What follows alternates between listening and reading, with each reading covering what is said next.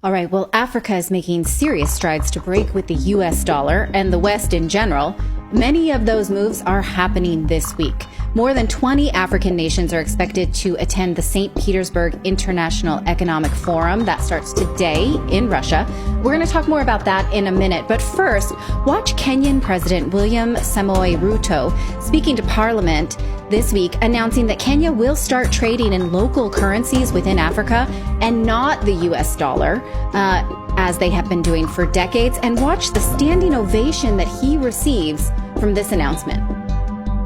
Traders from Djibouti selling to Kenya, or traders from Kenya selling to Djibouti, have to look for US dollars.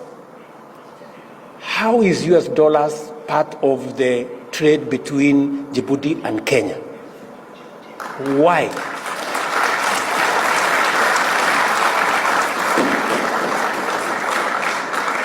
And we are saying that today, Afri-Exim Bank have given us a mechanism where traders in our continent can trade in their goods and services, and the Africa-Exim Bank will settle payments in local currency. For more than half a century, the US dollar has ruled the world. Every trade deal, every loan, every barrel of oil and ounce of gold all tied to one green piece of paper. But what happens when Africa decides to let go? This isn't science fiction. It's happening right now. Across the continent, something is shifting, quietly, boldly, a financial rebellion that Washington never saw coming. This is the story of the day Africa dumped the dollar. When African nations began gaining independence in the 1960s, the United States stepped in with a smile, a handshake, and a deal. America would offer aid, loans, and partnerships. In return, African economies would trade in US dollars for imports, oil, and even their own exports. It seemed like a good deal at the time. The dollar was strong, stable, and global. But that stability came with invisible chains, because whoever controls your money controls your choices. The system worked for America. The more Africa used dollars, the more powerful the US became. If a country stepped out of line, Washington could simply pull the plug: sanctions, inflation, or financial isolation. For decades, that's how the global game was played. African nations borrowed in dollars, paid debts in dollars, even traded with each other in dollars. Imagine selling a product to your next-door neighbor, but both of you need a foreign currency to do it. That's the reality Africa lived with. Then came a wake-up call. As Western economies slowed and inflation rose, Africa started asking, why are we still using someone else's money? In 2023, whispers turned into plans. Nations like South Africa, Nigeria, Egypt, and Kenya began exploring new ways to trade without the dollar. Some joined the BRICS alliance, looking toward partnerships with China, Russia, India, and Brazil. Others turned to digital currencies and African central bank unions. The African Continental Free Trade Area promised to connect 1.4 billion people under one economic system. And for the first time, it didn't have to be American. In Johannesburg, a quiet revolution took place. Leaders discussed a new global currency, backed by real resources: gold, oil, and natural wealth, not just printing presses. If that happens, Africa stands to benefit more than any other continent, because the continent holds over 30% of the world's minerals, 60% of its arable land, and massive untapped energy reserves. For once, Africa wouldn't just export materials. It would export value. But for Washington, this wasn't good news. The dollar's strength depends on global demand. If Africa, 54 countries strong, begins trading in alternatives, the ripple effect could be massive. Behind closed doors, American economists know what's at stake. A dollar decline means less control over global policy, less leverage over sanctions, and weaker global influence. The US can't easily pressure countries that no longer need its currency. Africa's move toward financial independence is more than economics, it's freedom. For decades, financial dependency kept nations from rising. Now they're learning to stand without foreign permission. From the streets of Lagos to the ports of Mombasa, from mining towns in the Congo to tech hubs in Nairobi, Africa's next revolution isn't on the battlefield. It's in the banks, in the phones, in the data. Africans are building mobile banking systems, cross-border payment networks, and digital trade platforms that operate outside the dollar's reach. And here's the twist: the younger generation sees this as normal. They don't want aid, they want equity. They don't want loans, they want leverage. Every empire falls the same way, not with a bang, but a shift. When the British pound lost power after World War II, the dollar took its place. Now history may be repeating only. This time it's Africa that's rewriting the rules. Because when you control your trade, your currency, and your resources, you control your destiny. And for the first time in modern history, Africa is not asking for permission, it's leading a movement. The West sees Africa as a frontier, but Africans see it as a future. The day Africa dumps the dollar won't happen overnight, but make no mistake, the foundation is being laid. In digital currencies, in continental trade, in unity. And when that day comes, it won't just shake Washington, it will change how the entire world does business. So the question isn't if Africa will dump the dollar, it's when. If you want more stories about how the world is shifting power from silent rebellions to global resets, make sure to subscribe, because the next chapter is already being written. When African nations began gaining independence in the 1960s, it felt like the dawn of a new era. Flags rose, anthems played. The world celebrated a continent finally standing on its own. But behind the ceremonies, another deal was already being written, not on African soil, but in American boardrooms and Western financial institutions. The United States, eager to spread its influence during the Cold War, reached out with what looked like a helping hand: loans, aid, partnerships. They called it development, Africans called it hope, but hidden inside those handshakes was the seed of a new kind of dependency. America didn't need to colonize Africa with soldiers anymore. It could do it with dollars. African nations, fresh from colonial rule, needed money to build roads, schools, hospitals, armies. The US and Western allies offered billions in loans through the World Bank and the IMF, all denominated in US dollars. It sounded fair until repayment began. By the 1980s, interest rates skyrocketed, local currencies fell. And one by one, African nations found themselves trapped in debt, a debt that could only be repaid in dollars. Imagine this: you're an African farmer growing cocoa or coffee. You sell your crops abroad in dollars. You buy fuel, machinery, and fertilizer in dollars. Even your government pays its bills in dollars. Every dollar that leaves strengthens someone else's economy, not yours. That's not partnership, that's dependence wrapped in friendship. By the 1990s, the dollar trap was complete. The US had established a global economic system where most trade, even between African nations, flowed through its currency. Kenya trading with Ghana? They'd need dollars. Nigeria buying oil equipment from Angola? Dollars again. That meant every transaction paid an invisible tax to America, because every dollar touched by trade boosted demand for US currency, and that demand gave America power. The power to sanction, the power to control, the power to decide who gets access and who gets cut off. When Washington wanted to punish a nation, it didn't need an army. It just needed to freeze the flow of dollars. That's how the US dominated not just Africa but the world. It wasn't colonialism by flag, it was colonialism by finance. But everything changes when people start asking questions. Around 2015, Africa began to realize the pattern and the problem. China had already started trading directly with African nations in yuan. Russia began offering energy deals in rubles and gold.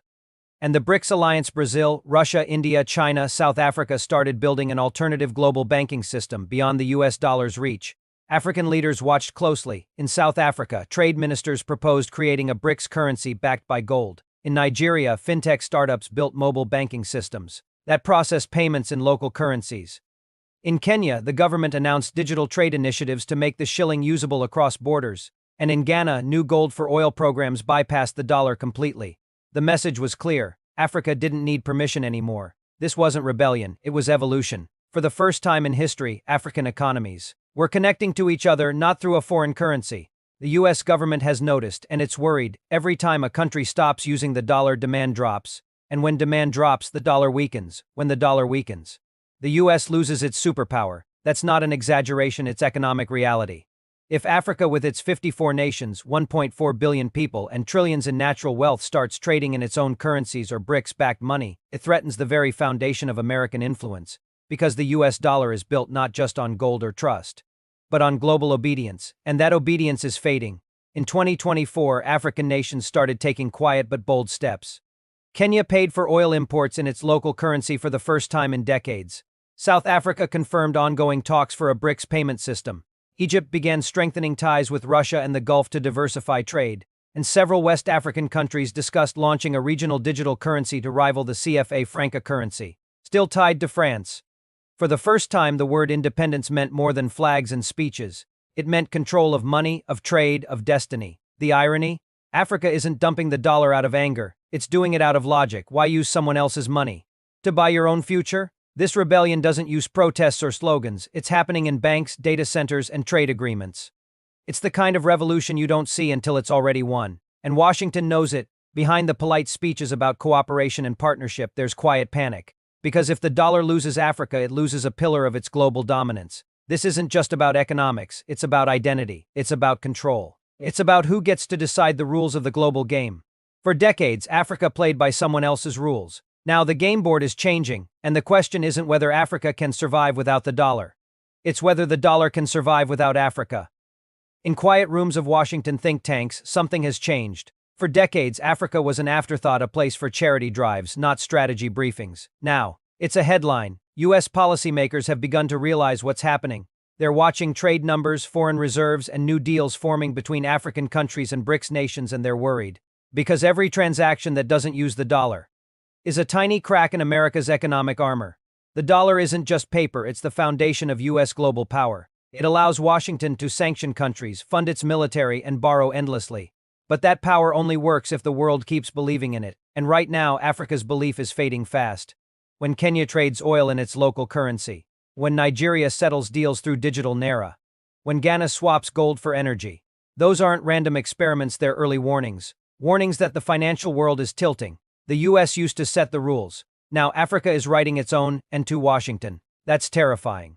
For the first time in modern history, the balance of power is changing without war. No bombs, no invasions. Just economics, quiet, deliberate, unstoppable. Africa's shift away from the dollar isn't about rejecting the West. It's about rewriting the terms of engagement. Instead of waiting for handouts, African nations are demanding fair partnerships. Instead of borrowing in dollars, they're investing in themselves. Instead of exporting raw materials, they're building industries at home. Visual manufacturing plants, renewable energy fields, young African engineers. The continent that once powered the world with labor and minerals is now powering its own future, and this time it's not asking for permission. As BRICS expands, Africa's voice grows louder. A new financial order is being built, one where trade is backed by resources, not politics. It's not about destroying the dollar, it's about balance. For years, the global economy ran on one currency, one center of gravity. Now that center is shifting south and east, from Johannesburg to Nairobi, from Lagos to Cairo, from the dollar to diversity. For ordinary Africans, this shift is personal. When your country trades in its own currency, prices stabilize. When banks connect across borders, jobs grow. When you produce and sell locally, your money stays in your hands, not in foreign accounts. That's not just economics, that's empowerment. The younger generation of Africans. The digital generation understands this better than anyone. They see the dollar not as a symbol of freedom, but of dependency. They want systems built for Africa, by Africa. And that's what scares the West the most, not losing profits, but losing influence. Because once people realize they don't need your permission to grow, you lose control forever. History has a pattern. Every empire rises on control and falls when that control fades. The British pound ruled the world until it couldn't sustain its empire. Then came the American dollar. Now the world is watching a new contender rise, not from Europe, not from Asia alone, but from Africa. A continent once divided by colonial borders is slowly uniting through trade, technology, and purpose. The shift won't happen overnight, the dollar won't vanish tomorrow. But the direction is clear, the monopoly is ending. This isn't just Africa's story, it's humanity's next chapter. The story of people realizing they have options. The story of nations choosing self-worth over foreign approval. The story of a continent stepping out of the shadow and into its own light, and when that light shines bright enough, the rest of the world has no choice but to adjust its eyes. We are entering a multipolar world, a world where no single country decides the rules, where trade flows in multiple directions, not just one, where Africa isn't a follower but a leader. That's the real fear in Washington. Not that the dollar will collapse tomorrow, but that it will no longer be the only choice. And when people have choices, they choose freedom. The day Africa dumps the dollar won't be a dramatic event on TV. There will be no breaking news banner, no speech, no parade. It will happen slowly through decisions, trade deals, innovation, and unity. And by the time the world realizes it, it'll already be done, because true revolutions don't announce themselves.